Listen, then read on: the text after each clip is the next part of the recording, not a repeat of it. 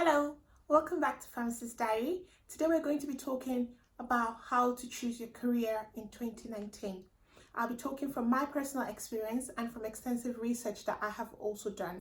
I wake up most mornings wondering how I ended up being a pharmacist. I would like to think it was a superb foundation from secondary school. Don't get me wrong, Nigerian high school prepares you to think about your career from an early age.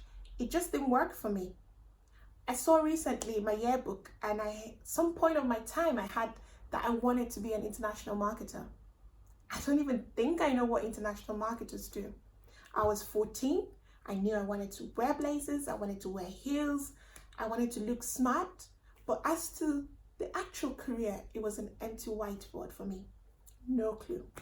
I remember I used to have a poll on the senior students, and I'd be like, what course do you think is so easy? I need to pass, and I don't want to study hard, and I didn't want to stress much. I just wanted an easy way life. Back in school then, we had this mentality that science courses were difficult. So I went with arts because I thought, that was my easy way out. My dad enrolled me into a college. I started diploma in business, and I was fine. But my mom, on the other hand, she wasn't having it. She said to me, my baby, if you ask your mother, I would say be a pharmacist. Be like your sisters. They've got decent pay, job security. It's totally your decision, Kaka, but if you ask me, your mother, I would say do that. At the end of the speech, it didn't sound like I had much of a choice. So I finished my first year in business, but I reset my settings, switched back to science, had a summer break, went back to college, and I started pharmacy. This is my story. Now, how to choose your career in 2019. The first tip I'm going to give would be research. Research, research, research, and do some more research. Find out what is trending, what skills are in demand, what the future market says.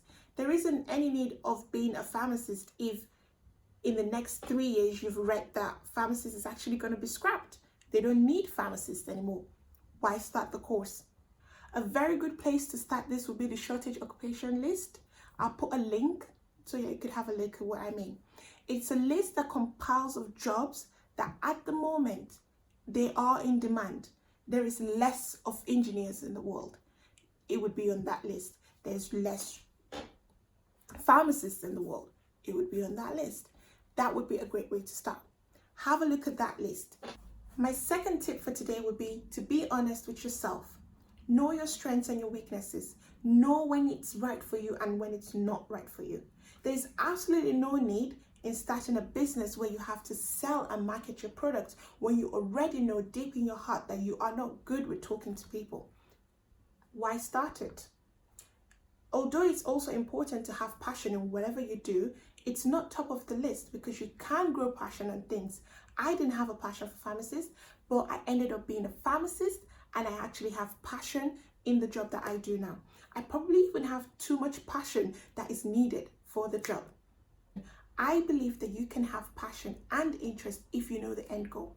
So if you know that you're going to have a job in 2 years' time and you're going to be earning X amount of salary, you would have a passion and interest to drive to that end goal. So be honest with yourself. Know what you could do, know your strengths, know your weaknesses. Number 3, personal benefits. What kind of salary are you expecting? What job satisfaction would you like? What values do you want to uphold? If you want to work from home, it's absolutely no need for you to apply for a hospital work job because you do know that you have to go into the hospital to actually execute your job. Tip number 4, have a mentor. I remember reading a book a few years ago about if you had the guide, the step-by-step guide to achieve £1,000, what would you do? Would you go ahead and try and solve it all by yourself? Or would you follow the step-by-step guide knowing that you would achieve the same result? So you don't have to have a mentor that you talk to weekly or you have to even speak with. Look online, look at LinkedIn, see someone doing a role that you actually are drawn to. Follow step by step. I did that personally. I had the job role that I wanted to achieve. I went on their LinkedIn page, I scrolled all the way down, and I saw how they worked their way up to that role. I saw all the previous jobs that they have done to get them to that role. What's wrong with doing that? That is a proven method. You know that it's worked for them, so it would work for you. So why don't you just put in the work, the determination, and the effort, and follow the steps to achieve what you would like to achieve, to get to where you would like to get. Give that a go. So this is how you choose a career in 2019. Do your research, be honest with yourself, and have your values, your personal benefits. Do not put too much pressure on yourself. Be still and listen to the calm voice. Pray about your decision, have faith, and go for it. Thank you so much for watching. Please leave a comment down below on how you chose your career, and if you've got any tips, please do share with us. Thank you.